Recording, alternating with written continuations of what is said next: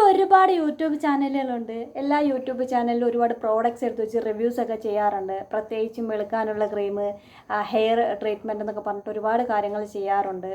ഇവർ ഓരോ ദിവസം ഓരോ പ്രോഡക്റ്റ് ചിലർ ചെയ്യുന്നവരുണ്ട്. ചിലർ ഒരു ദിവസം രാവിലെ ഉച്ചയ്ക്ക് വൈകിട്ടെന്നും പറഞ്ഞ് പ്രോഡക്റ്റ് റിവ്യൂ ചെയ്യുന്നവരുണ്ട്. ഇവരുടെ ഫാൻസായിട്ടുള്ള ആൾക്കാരൊക്കെ പോയിട്ട് ഇതൊക്കെ വാങ്ങിച്ച് ഉപയോഗിക്കാറുണ്ട്. അപ്പം അങ്ങനെ ഉപയോഗിച്ച കുറച്ച് ആൾക്കാർക്ക് ഈ അടുത്തിടയ്ക്ക് വന്നൊരു ഇഷ്യൂ എന്ന് പറയുന്നത്, അതായത് വെളുത്തിട്ട് പാറാൻ നോക്കിയവർക്ക് കിഡ്നിക്ക് പ്രോബ്ലം ഉണ്ടായി, ഒരു പ്രത്യേക സംഭവം എങ്ങാണ്ട് അപ്ലൈ ചെയ്തതിനെ തുടർന്നാണ്.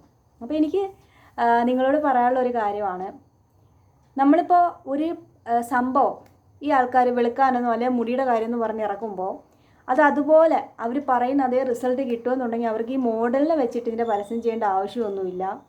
ഒരാളെ, പൊതുജനങ്ങളിൽ തന്നെയുള്ള ഒരാളെ സെലക്ട് ചെയ്തിട്ട് 2-3 മാസം കൊണ്ട് ഇവരുടെ ഈ പ്രോഡക്റ്റ് അവർക്ക് ഉപയോഗിക്കാൻ കൊടുത്തിട്ട് അതിൻ്റെ റിസൾട്ട് വെച്ചിട്ട് അവർക്ക് ആഡ് ചെയ്താൽ പോരെ. ഇത് 100% അവർ പറയുന്ന റിസൾട്ട് തന്നെ തരുന്നതെന്നുണ്ടെങ്കിൽ ഈ ഇങ്ങനെ കോടിക്കണക്കിന് രൂപ കൊടുത്ത് ആഡ് ചെയ്യേണ്ട ആ ഒരാൾക്ക് അവരുടെ ആഗ്രഹിക്കുന്ന റിസൾട്ടും കിട്ടും, ഇവർക്ക് ഇവരുടെ ഒരു പ്രോഡക്റ്റിൻ്റെ പരസ്യവും കിട്ടത്തില്ലേ. അങ്ങനെ ചെയ്താൽ പോരെ. അങ്ങനെ 100% വർക്ക് ആവുമെന്നുണ്ടെങ്കിൽ, അപ്പോൾ അങ്ങനെ വർക്കൊന്നും ആവത്തില്ല എന്നുള്ളത് നിങ്ങൾക്കും അറിയാം, എനിക്കും അറിയാം, അവർക്കും അറിയാം. ഒരു ഇച്ചിരി നേരത്തേക്ക് ഒരു ഗ്ലോ കിട്ടുമായിരിക്കും, ഒരു ഇത്തിരി നേരത്തേക്ക് ഹെയറിനൊരു ഇത് കിട്ടുമായിരിക്കും.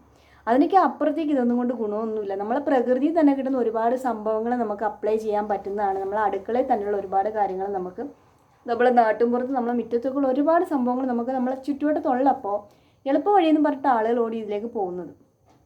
അപ്പോൾ എളുപ്പ വഴിയെന്ന് പറഞ്ഞ് പോകുമ്പോൾ ഇതുപോലെ ഒരുപാട് ഇഷ്യൂസ് ഉണ്ടാകും. ചിലർക്ക് സ്കിന്നിലായിരിക്കും ഇഷ്യൂസൊക്കെ ഉണ്ടാവുക.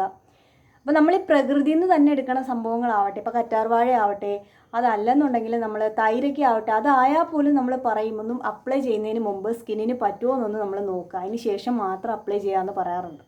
പ്രകൃതിയിൽ നിന്ന് കിട്ടുന്ന സംഭവങ്ങളായാൽ പോലും നമ്മളെ പലരുടെയും തൊലിക്കൊന്നും അത് സ്യൂട്ട് ആവണമെന്നില്ല. അപ്പോൾ പിന്നെ നമ്മൾ ഈ ആരോ എങ്ങനെയോ ചെയ്തെടുക്കുന്ന ഒരു പ്രോഡക്റ്റ്, ഇപ്പം 1 രൂപയ്ക്ക് 2 രൂപയ്ക്കൊക്കെ ഷാമ്പു കിട്ടുമെന്ന് പറയും. ഈ 2 രൂപയുടെ ഷാമ്പു അവർക്ക് ഉണ്ടാക്കി വിൽക്കുമ്പോൾ അതിൽ എന്ത് ലാഭം അവർക്ക് കിട്ടുക? അത്രയും കഷ്ടപ്പെട്ടിട്ട് ഇങ്ങനെ ഷാമ്പു ഉണ്ടാക്കി വിട്ടിട്ട് എന്തെങ്കിലും ചെയ്യണമെന്ന് ആഗ്രഹിച്ചിട്ടാണ് അവർ വിൽക്കുന്നത്. അപ്പോൾ അതിനകത്ത് അത്രയും കുറഞ്ഞ കാര്യങ്ങൾ ചേർത്തിട്ടായിരിക്കാം അങ്ങനെ ഉണ്ടാക്കുക ഏറ്റവും ഇങ്ങനത്തെ സംഭവങ്ങൾ.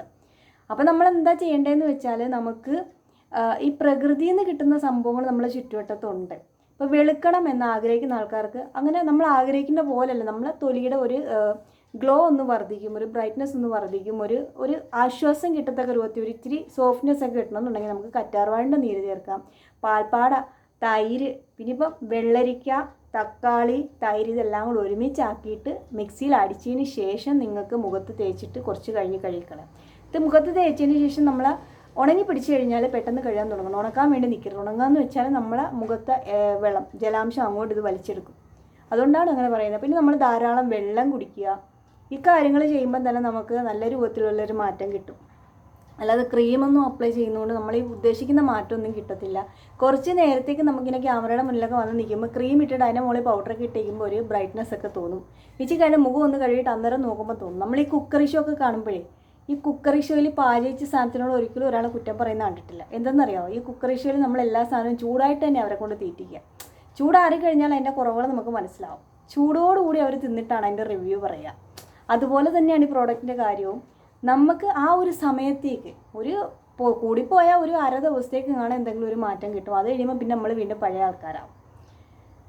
അങ്ങനെ അല്ലേ വരുന്നത്. ഇപ്പോൾ ഒരു പ്രോഡക്റ്റിന് അതേ റിസൾട്ട് കിട്ടുമെന്നുണ്ടെങ്കിൽ അവർ പുറത്തുനിന്ന് ഒരാളെ ഇതുപോലെ വിളിക്കണം, ഞങ്ങളെ പ്രോഡക്റ്റിന് പരസ്യം ചെയ്യാൻ ആളെ ആവശ്യമുണ്ട് എന്ന് പറഞ്ഞിട്ട് അതുപോലെ ഡള്ളായിട്ടുള്ള ഒരാളെ എടുത്തിട്ട് അവർ ചെയ്തിട്ട് വിജയിപ്പിച്ച് കാണിച്ച് കൊടുത്താലല്ലേ അതിൻ്റെ കറക്റ്റ് എന്ന് പറയാൻ പറ്റുള്ളൂ. ഒരു സെലിബ്രിറ്റി ചെയ്യുന്നതിന് അത് എങ്ങനെയാണ് കറക്റ്റ് ആവുക? അവർ ക്യാഷ് വാങ്ങിച്ചാൽ പാട്ടും അവരിത് ഉപയോഗിക്കണമെന്നോ ഒന്നുമില്ല. അപ്പം ഞാൻ പറയുന്നത്, മുടിക്ക് വേണമെങ്കിൽ നമുക്ക് ചെമ്പരത്തി താളിയുണ്ട്, വെളിയിലം താളിയുണ്ട്, ഒരുപാട് കാര്യങ്ങൾ നമ്മളെ ചുറ്റുവട്ടത്തുണ്ട്. ഷാമ്പൂവിന് വേണ്ടിയിട്ട് നമുക്ക് പ്രകൃതിയിൽ നിന്ന് നമുക്ക് സംഭവങ്ങൾ എടുത്ത് ചെയ്യാവുന്നതാണ്.